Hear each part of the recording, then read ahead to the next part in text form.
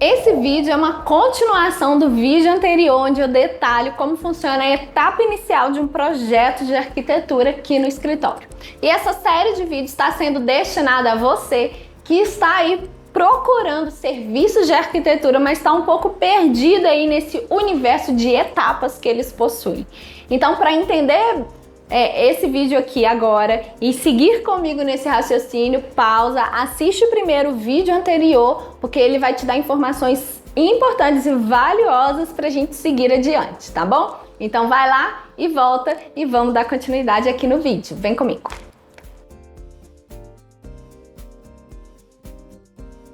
Ei, Beres, tudo bem com vocês? Olha, eu esqueci de falar no outro vídeo, mas tá um pouco um caos, bem que eu acho que nesse vídeo vocês não estão vendo, porque eu estou no único ângulo decente desse escritório nesse momento, porque estamos em reforma. Então podem se despedir aqui desse cenário, porque em breve ele vai sumir. Ele vai sumir, porque nós vamos dar lugar a um novo escritório, né? Nós estamos reformando, estamos passando aí pelo perrengue que vocês passam quando estão reformando, de meu Deus do céu, quando essa obra acaba. Porque nós fizemos a péssima escolha de trabalhar no escritório enquanto ele está em reforma. Então, se aparecer alguma coisa voando, um espanador aqui, uma coisinha ali, deem uma ignorada, porque a gente está aqui tentando se organizar em meio ao caos, tá bom? Então, como eu falei, esse vídeo é a continuação do anterior, então espero que você já tenha visto o anterior. Caso você não tenha visto, vou reforçar. Assiste lá primeiro para depois assistir esse. E agora a gente vai falar sobre a próxima etapa, né? Depois da etapa inicial, a gente entra oficialmente no estudo preliminar de arquitetura. E hoje eu vou falar o que é que nós entregamos, o que está contido aí, né, nesse serviço. A gente sempre vai entregar para os nossos clientes, né? E isso eu falo sempre, mas é porque é uma coisa que a gente começou a fazer a partir de agora.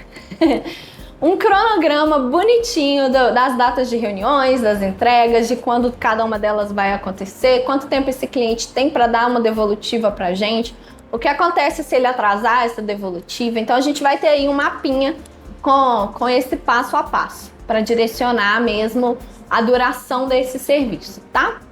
Então, o cliente já sabe que nesse momento a gente vai fazer o estudo preliminar de arquitetura e no documento dele já tá falando quanto tempo o escritório precisa para fazer isso. Tem padrão, Mila? Não, né? O tempo do estudo preliminar é padrão? Não, né? Acabei de consultar aqui a Mila, que é a gestora de projetos, se tem um tempo padrão aqui para esse estudo preliminar, e ela me disse que não, porque varia conforme a necessidade e o grau de intervenção de cada projeto, tá? Então isso vai estar aí no seu manualzinho. Essa etapa é o momento que acontece a mágica do projeto, a parte mais legal de todas.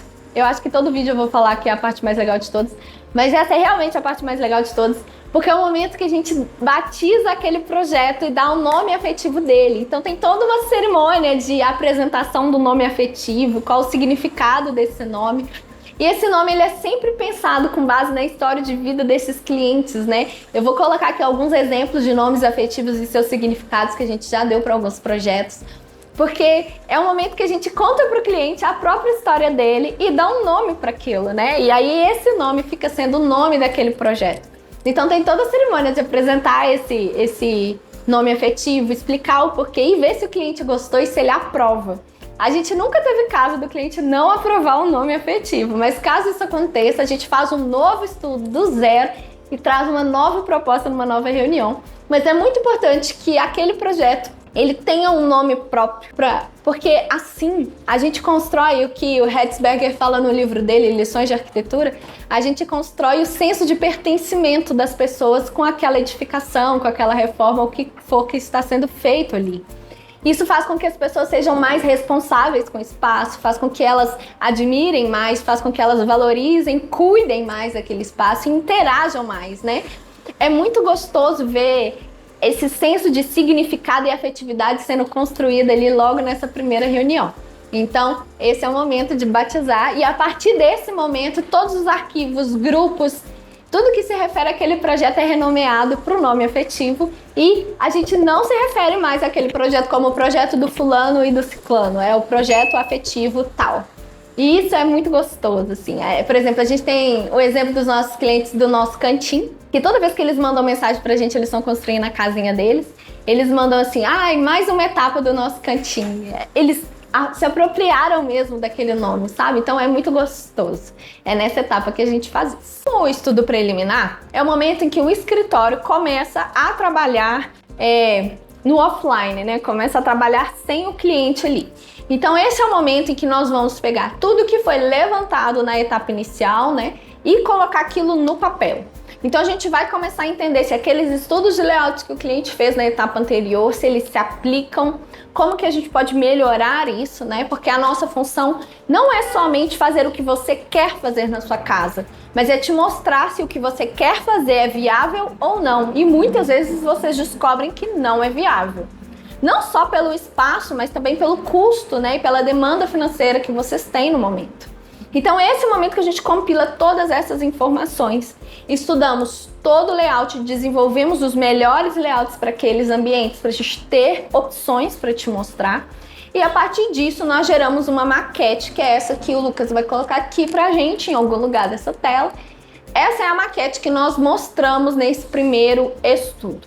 Ah, Rafa, mas vocês mostram a maquete? Sim, a gente mostra a maquete, porque a ideia dessa etapa é justamente a gente fazer todos os ajustes necessários antes de seguir adiante. Então aqui, em alguns momentos, a gente abre inclusive o computador para a gente abrir o programa com a maquete ao vivo ali, né, e a cores, para a gente conseguir fazer aquelas modificações. Então às vezes o cliente olha e fala assim, gostei, não curti tanto aquele revestimento, vamos fazer uma troca para ver como funciona? A gente faz a troca ali na hora para ele poder já dar uma olhada, para a gente conseguir acelerar um pouco essa etapa, mas com muita consciência das escolhas que estão sendo feitas. Lembra que eu falei que às vezes a gente divide em várias reuniões uma mesma etapa? A gente vai sempre ir conversando de forma muito fluida durante as 2 horas, e se no fim dessas 2 horas a gente perceber que ainda falta muito a ser conversado, nós agendamos uma nova reunião, ou se no fim dessas 2 horas a gente descobre que tá quase acabando, tá quase no final, a gente vê ali se o cliente ainda tem fôlego e a gente continua, tá? Mas esse é o momento da gente vir passando ambiente por ambiente, discutindo solução por solução, até a gente ter certeza se aquele cliente vai precisar de alguma revisão, se aquele cliente vai precisar de algum ajuste, se aquele cliente gostou ou não da proposta que a gente trouxe. Então esse é o momento que a gente começa a validar também quais são as memórias afetivas que estão sendo trabalhadas naqueles ambientes, como que eles vão ter essas experiências, né? Porque sim, morar é uma experiência. Como que será, por exemplo, o dia a dia e a rotina deles nesse novo espaço, para saber se adequa, né, ao que eles estão acostumados a fazer. Eu estava até conversando com um casal de clientes ontem, que eles estavam definindo se eles queriam colocar um recamier no quarto. Para quem não sabe o que é, o Lucas vai colocar aqui. E eles estavam na dúvida se eles queriam ou não.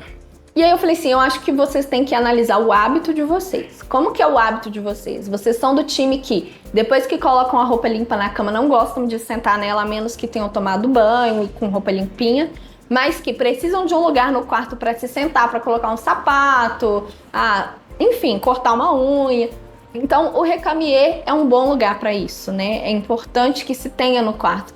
Também, se você tem o hábito de quando vai dormir, tirar as coisas da cama e colocar em cima de algum lugar ao invés de dobrar e guardar no armário, o recamier também é um excelente lugar para fazer isso, né? Você pode tirar aquele 50 mil travesseiros que existem na sua cama durante o dia, colocar ali em cima e dormir tranquilamente, e de manhã apenas voltar eles para o lugar. Então, é esse tipo de análise, esse tipo de raciocínio que a gente vem fazendo aqui nessa etapa, justamente para a gente entender se aquele ambiente está atendendo às necessidades de quem vai usá-lo de forma majoritária, né? Então, não só o dono do projeto, né, o dono master do projeto, mas todas as pessoas que vão morar ali. Então, é muito legal às vezes fazer essa reunião quando tem crianças, porque a gente começa a perguntar, vocês estão ouvindo aqui, né, o martelete? Acho que é o martelete. Espero que esteja dando para ouvir, porque é isso que temos para hoje. Ele não vai parar. Vamos continuar.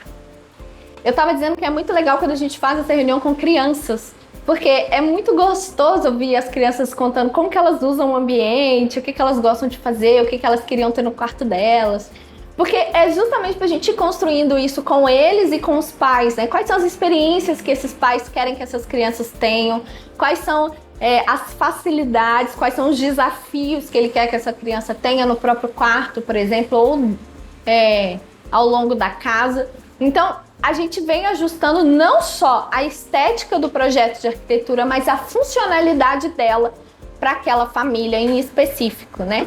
Então, quando a gente está falando, por exemplo, de uma casa do zero, nessa etapa a gente já vai entender como funciona a implantação daquela casa, como que a gente dividiu cada cômodo, quais medidas tem em cada um desses cômodos, o que cabe neles, o que está sendo, para que tipo de atividade está sendo planejada ali, né?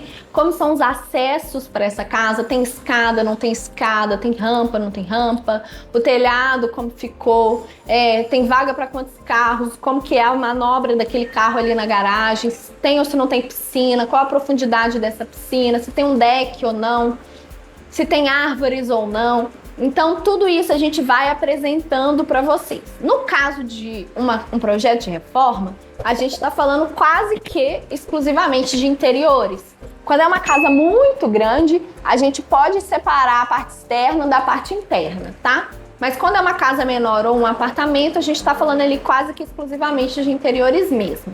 Mas quando a gente fala de uma construção do zero, a gente vai falar de uma reunião só para falar da parte externa, fachada, implantação, paisagismo, piscina, espaço gourmet, essas coisas. E uma segunda reunião somente para falar de espaços internos. Então, só numa segunda reunião que a gente vai começar a ver essa maquete por dentro, né? O que está acontecendo ali por dentro. Então, vocês já perceberam que essa etapa é a etapa em que os olhos começam a brilhar, né? Porque o cliente começa a sonhar, porque finalmente ele começa a materializar aquilo que ele tanto estava pensando, tanto estava sonhando.